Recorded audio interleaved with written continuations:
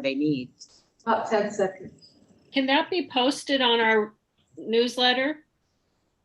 Yeah, when we get some more detailed information on it. Okay.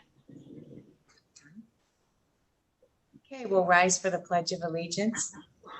I pledge allegiance to the flag of the United States of America and to the republic for which it stands, one nation, under God, indivisible, with liberty and justice for all.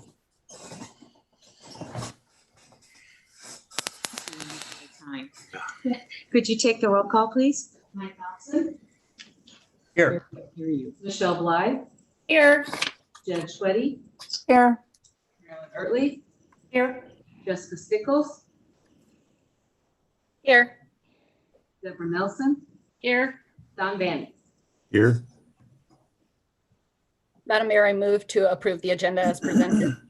Second. Question? All those in favor? Aye. Aye. Aye. Any opposed? Okay, and we have no members of the public that wish to have comment this evening.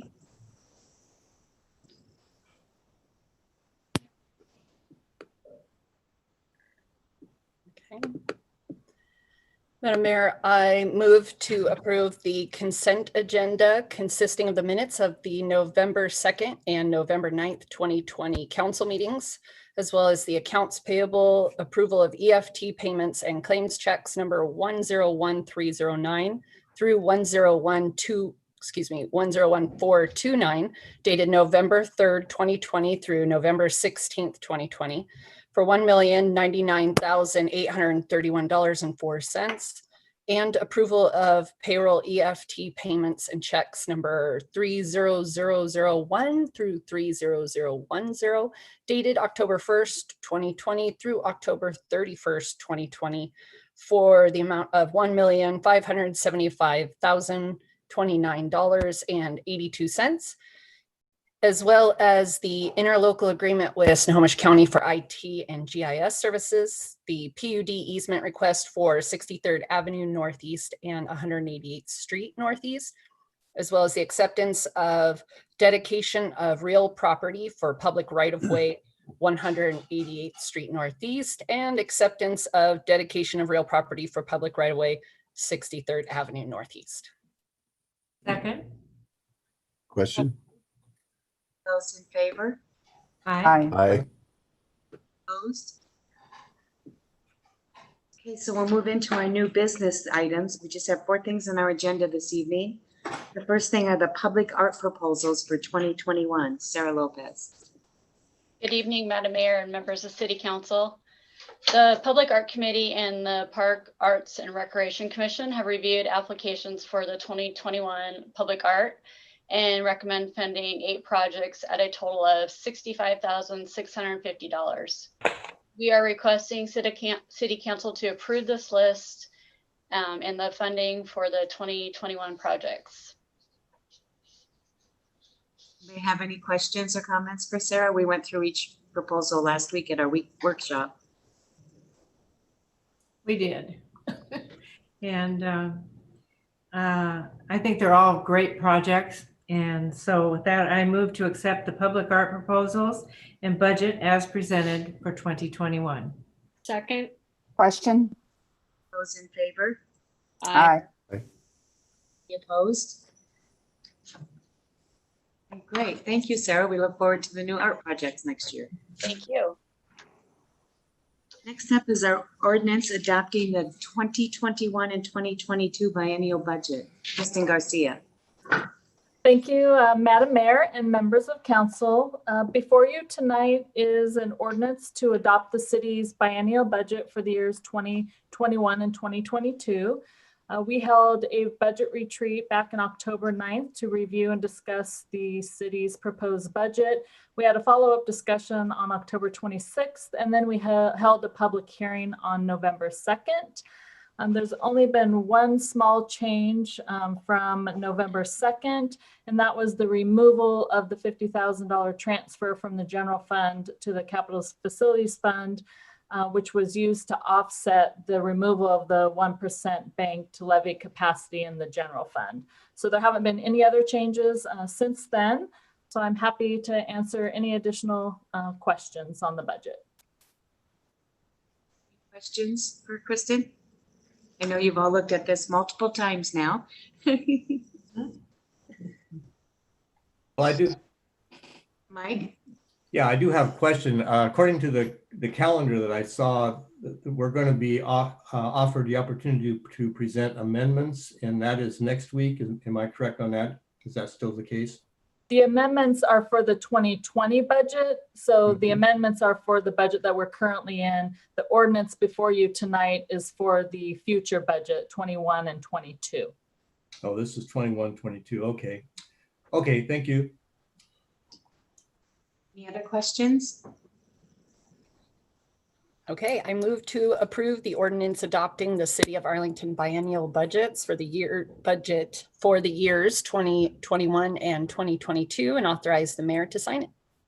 Second. Question? Those in favor? Aye. Aye. Any opposed? All right, congratulations, team. We have a budget for next year and the year after. Thank you, Kristen. Good work. Thank you. So our next item is the resolution setting the 2021 regular property tax levy. Yes, and before you tonight, there are two resolutions to establish the regular property tax levy for 2021. The first resolution establishes the levy, and it must state the dollar and percent change from the previous year. The second resolution is to establish a limit factor of 1% if the rate of inflation falls below 1%. And the rate of inflation is about 0.6%, so it does fall below 1%. The change from last year reflected in the resolution is a 1% increase of $43,375.16. The banked capacity, based on our previous discussions, was removed from the resolution, so that was reflected. And I'm happy to answer any questions. Do you have any questions for Kristen? No. I guess the sixth time we go over it is the charm.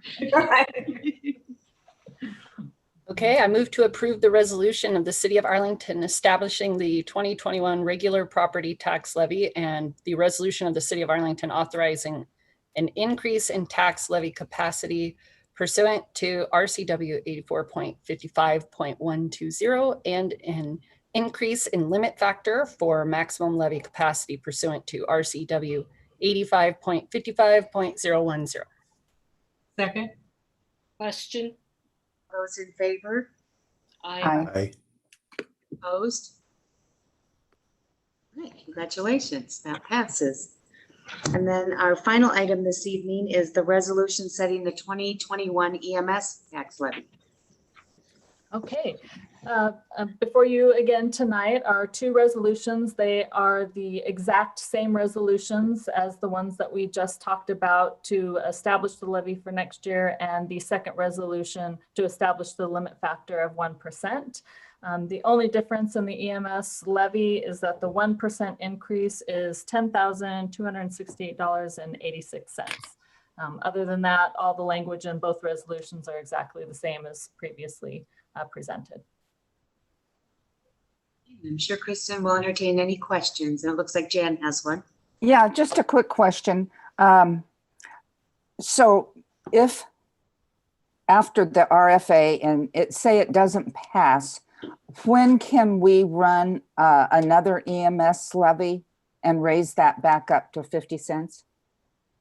That would be according to whatever schedule we wanted to do. So we would be setting 2021. It would probably be next August, I believe, would be the first opportunity, but that would be establishing for 2022. We would not have an opportunity now to change 2021's levy. No, I meant for us to go back to the voters to Right. bring us up to the 50 cents 100,000? Correct. The next opportunity, I believe, in order to pull a ballot measure together and all the paperwork, Paul could probably correct me if I'm wrong, but I think that would be August would be our very first opportunity. And that Okay. would be to increase for 2022. Okay, thank you. Realistically, you're correct, Kristen. Okay. There is an April, presumably April special election, but we would have to notify the county just days after the February special election. So realistically, that would be a impossible timeline to meet. Yeah, we'd want to wait till the February when it was certified. Yeah. Okay, thank you. Any other questions? No? Okay, I move to approve the resolution of the City of Arlington establishing the 2021 EMS property tax levy and the resolution of the City of Arlington authorizing an increase in tax levy capacity pursuant to RCW 84.55.120 and an increase in limit factor for maximum levy capacity pursuant to RCW 85.55.0101. Second. Question? Favor? Aye. Aye. Any opposed? All right, and those resolutions pass unanimously. Thank you, Kristen. Thank you so Thank you much. again you. for all the great work and bringing the staff together on a budget. Thank you. All right, do we have any comments from council members this evening? Deborah and then Jan. I too just want to thank Kristen and Paul and the mayor too for the budget that you guys brought before us, and in kind of unknown times, I thought you did a great job. So thank you very much for all the hard work. Let's hope all of our projections come true. Yes. Jan, did you have a question? Yeah, and ditto that. I just want to make a note. Deborah and I have skit tomorrow, and they have a transportation project plan for Snohomish County, and I will send that out to you via email. It's set up so that it shows the connecting Washington that we know 531, but it also shows that we did get 530 at Island Crossing on the list, and also the expansion of 531 from 67th up to Highway 9. So we're on the list. That doesn't Mean we're funded. Yeah, it doesn't mean funded, or doesn't mean it's going to happen quickly, but It just takes years to get on the list, like 10 years to get on the list. So, and when you see the map, you'll see how many projects there are in Snohomish County and why it's such an issue. I wanna thank Anyway, both these council members for their participation in transportation, as well as Jim Kelly and oh, yeah. Mark Hayes for working hard to ensure we on the next list, which is the first step. So it's a Yes. step that has to be taken. Thank you. thank you. Any other comments from council members? Michelle? Yeah, I was on a 3-part, and I think Mike was on the same thing that I was on. It was on homelessness, and it's a kind of a newer version with different speakers. And gosh, it was so informative and impactful. And I know we talk about this from time to time. I know Mike brings it up a lot, but it's one of our presenters talked about being homeless. And he did such an amazing job and created such a different face of homelessness. And then he proceeded to let us know that he is a council member. And I never heard him speak before.